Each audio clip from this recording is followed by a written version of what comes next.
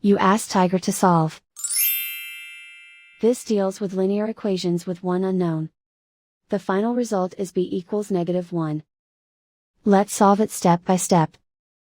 Simplify the expression. Expand the parentheses. Simplify the arithmetic. Multiply the coefficients.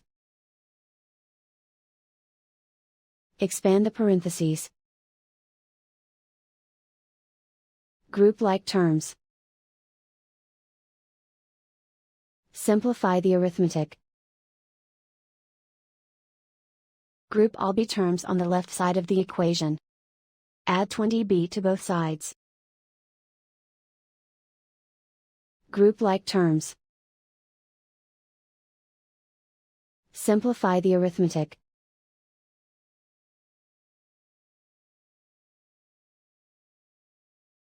Group all constants on the right side of the equation. Subtract 13 from both sides. Simplify the arithmetic.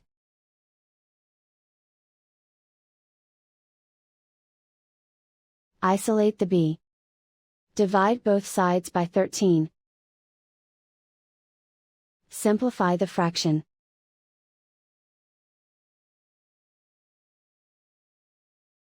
And so the final result is b equals -1.